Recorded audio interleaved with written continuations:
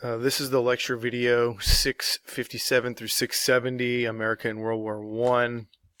Again, remember guys, we kind of go through World War I briefly due to the fact that it's more of a world-based war rather than a U.S.-based war. Some of the propaganda pictured here.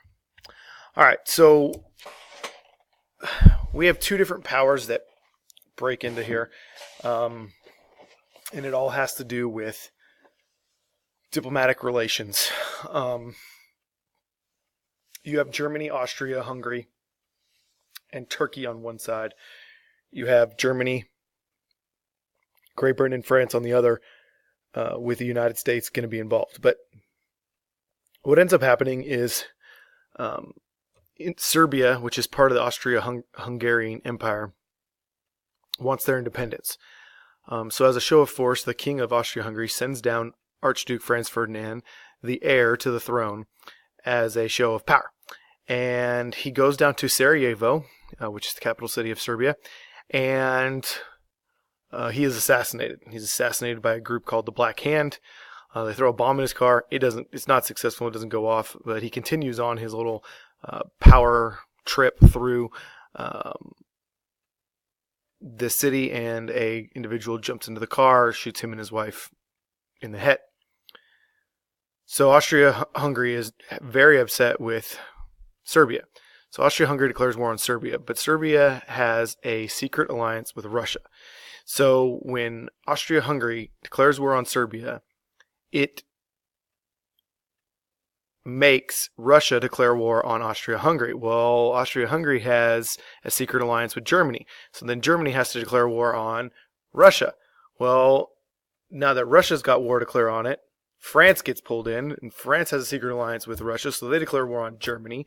Germany has an alliance with Ottoman Empire / Turkey. At the end of the war, there'll be Turkey. At the beginning of the war, they're the Ottoman Empire.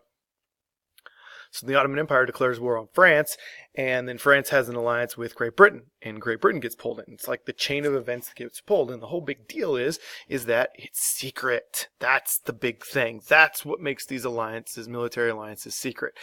Because Austria-Hungary would have kicked the ever-living crap out of Serbia, but they didn't need to declare war on them. They could have just went in there and made sanctions on them and made sure that they didn't do such things again. However, they didn't know that they had an alliance with Russia. The war surprised Americans, but most Americans believed that we didn't need to become involved. Right? Monroe Doctrine, you stay over there, we stay over here, blah, blah, blah, blah, blah.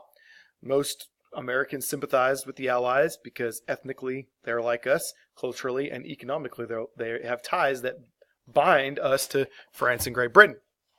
And British propaganda makes it so difficult for us to ignore going into the war, because they make Germany and Austria-Hungary look 10 times worse than they really are. While international law permitted neutral nations to sell war materials to the belligerents, the British Navy prevented trade with such a power. So we're gonna send everything over there with the hint, hint, wink, wink that, hey, it's coming. Make sure you stop the stuff that's going to Germany, because we're supposed to supply Germany at the same time.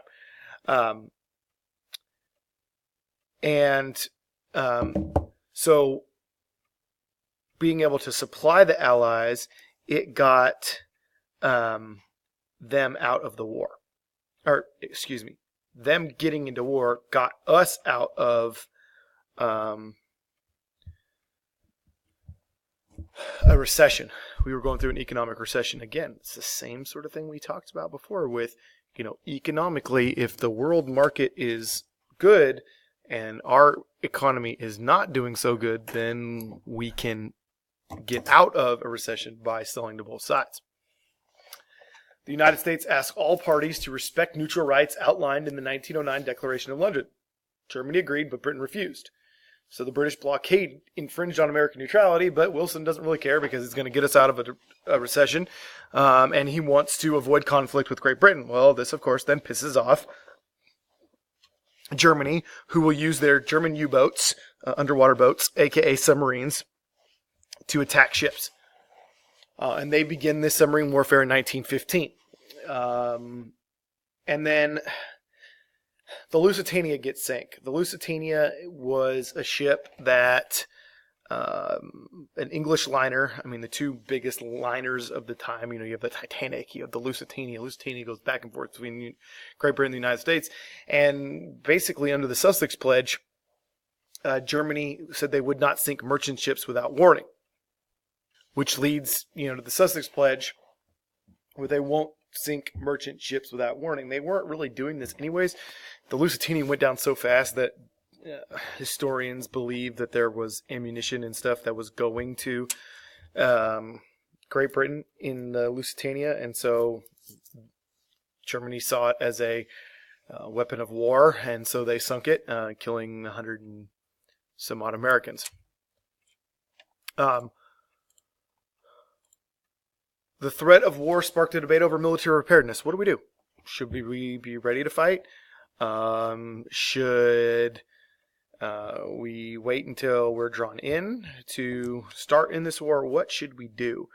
And so it's a very interesting idea about what we should do, how we should do it, this, that, and the other thing. And what it ends up being is that Republicans favor preparedness and the building up of U.S. military forces.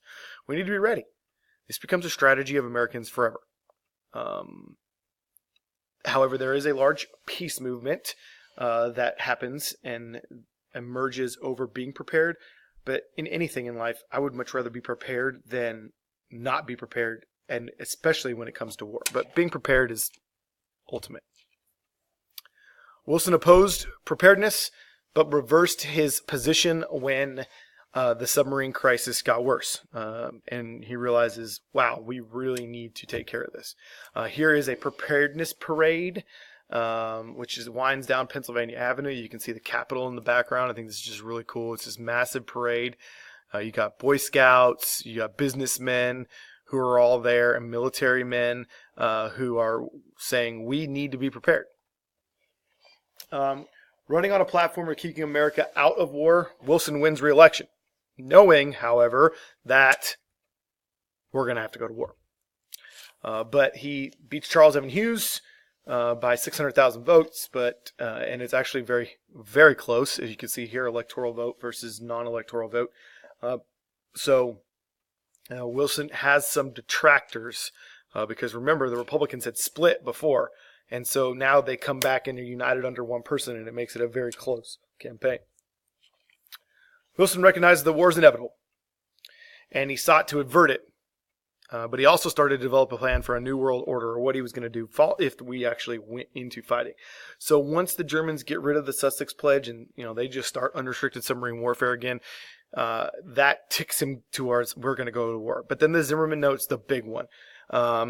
And the Zimmerman Note was a supposed telegram. We don't know if it was really sent by Germany or not, but it was a supposed telegram sent by Germany to Mexico saying that if Mexico declared war on the United States, kept the United States out of the war in Europe, that when Germany won the war in Europe, they'd invade the United States and give Mexico back their land that we took from them in the Mexican-American War. And of course, the Mexican officials were like, whoa, whoa, whoa, whoa, whoa, no. We don't want anything to do with this. Historians have questioned its validity for a very long time. But Wilson, because of submarine warfare, the sinking of the Lusitania, the Sussex Pledge that's broken, the Zimmerman Note, Wilson asked Congress to declare war on April 2nd, 1917. And we say that we are going to fight this war for the self-determination, the right of the people or nation to decide on its own political allegiance or form of government without external influence. And that is where we stop, and we'll pick up at Waging War in America next time. This was reading selection 657 through 670.